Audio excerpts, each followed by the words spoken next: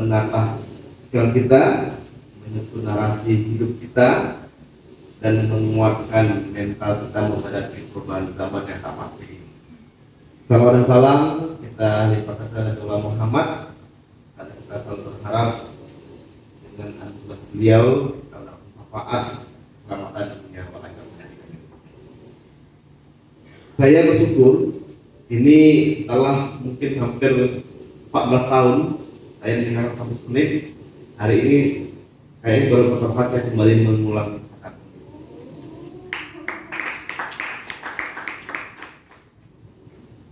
Buat kita ya, kenal ya.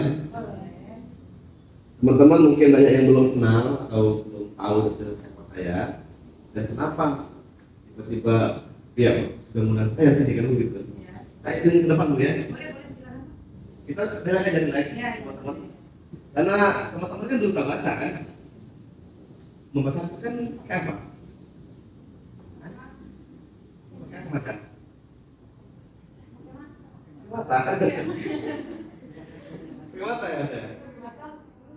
Pakai mata kayak mulut, terus mata, pakai buku, pakai niat kan?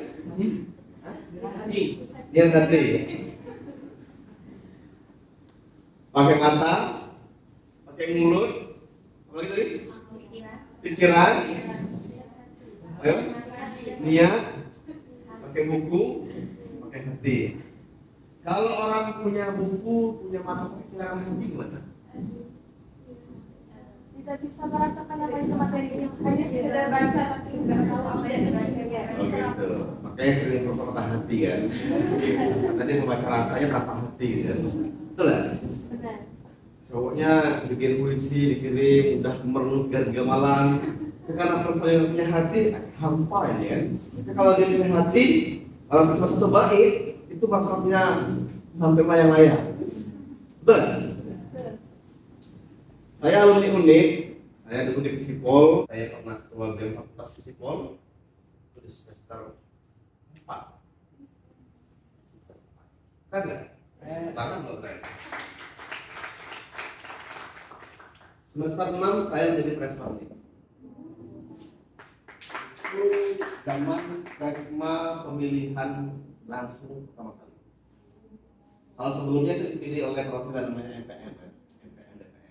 Saya tahu kan bilang saya tahun 2008 di eksternal saya banyak aktivitas luar.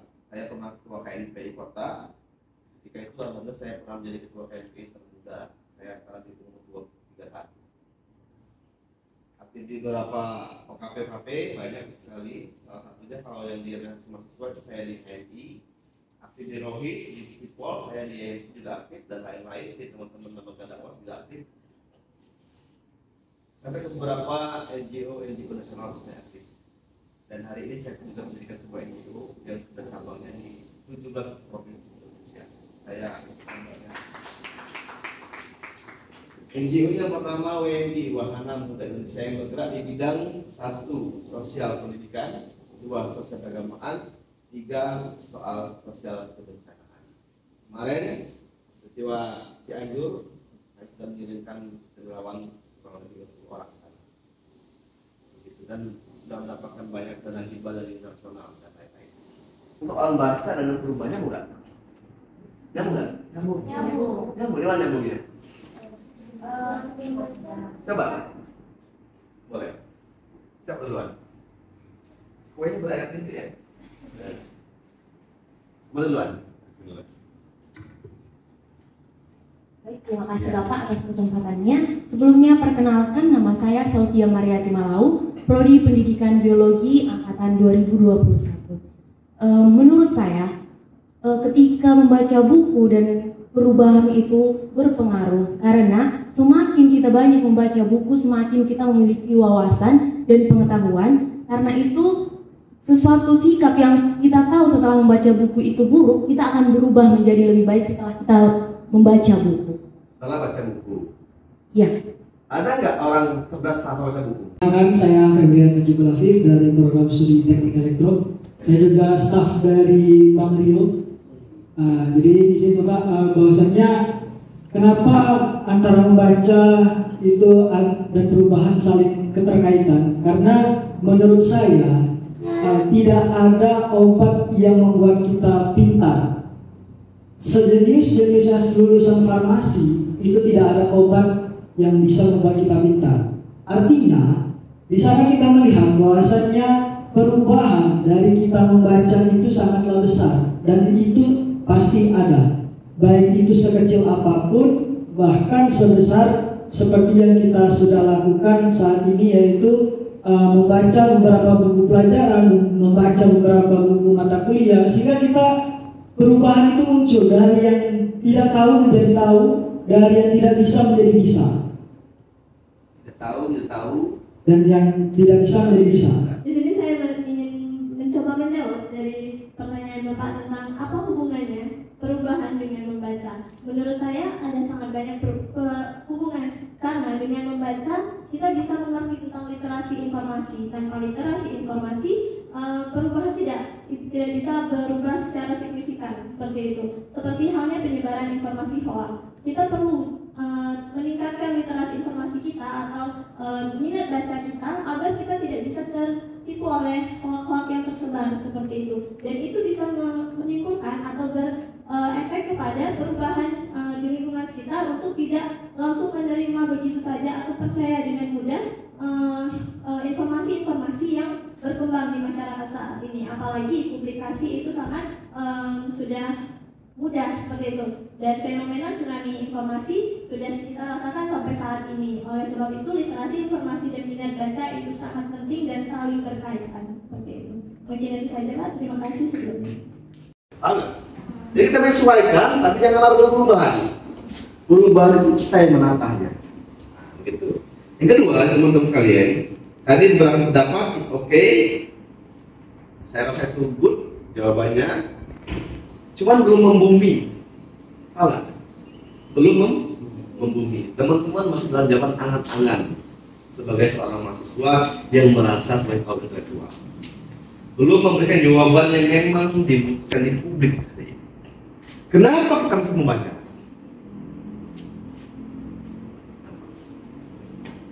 Kita membaca itu pentingnya agar rakyat cerdas, agar negara itu tumbuh berkembang lebih baik. Kalau teman-teman yang sekolah mungkin dia tidak ngerti, tapi tidak sistematis. Nah, gitu. Yang kedua, teman-teman yang kuliah hari ini reguler di kelasnya, dia hanya membaca mungkin soal mata pelajaran, tersibukkan dengan mata pelajaran. Teman-teman yang punya kemampuan lebih itu bisa mengakses ilmu wawasan di luar itu juga. Akhirnya apa? Bisa mendapatkan multi informasi. Nah, orang yang mendapatkan multi informasi, insya Allah lebih cerdas dibandingkan yang lain. Dan dia biasanya akan lebih dewasa dibandingkan yang lain. Orang yang punya banyak pengetahuan itu biasanya lebih dewasa dalam berpikir, bersikap, dan berinteraksi. Nah, ini perlu metode, oke? Kita belum bahas soal perubahan ya, baru bahas soal ini dulu. Perlu mungkin udah diajarin teman-teman aja. Udah belum diajarin? Belum. Soal bagaimana membaca atau membayangkan drama. Begini teman-teman, kalau teman-teman membaca reguler, itu nggak mungkin lari ke sekolah. Membuka halamannya kan habis waktu. Maka membaca buku itu masih seperti drama, nonton bioskop. Jadi kita tuh seperti nonton cerita. Kan kalau kita nonton bioskop 2 jam, nggak terasa kan? 2 jam film bioskop itu kalau dinovelkan bisa-bisa 400 halaman, betul nggak? Kita nonton cuma 2 jam.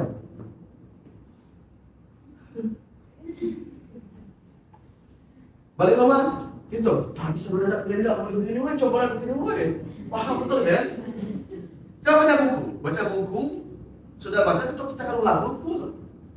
Tetap paksa gitu, tugas kalau UAS dengan laporan yang lain 2 halaman novel. Apa? Tugas granit, oke. 8 halaman. Tentang apa? Psikologi. Psikologi, waduh. Bagus tuh. Ada lagi yang lain? Satu halaman. Satu halaman. Iya. Baca kata-kata motivasi. Sinopsisnya. Kata-kata motivasi aja. Aku hampir menyerah. Kata-kata motivasi. Iya. Karangan siapa? Karangan Muhammad Muiz. Muhammad Muiz. Oke. Mau tahu nggak Bapak untuk berapa halaman sehari? Kenapa? Saya minimal menghabiskan 1 buku tuh. Tangan dong. Ini. Kenapa sarapan itu? Karena saya berpatokan pada orang sukses. Soekarno. Oh, Soekarno? Oh, enggak?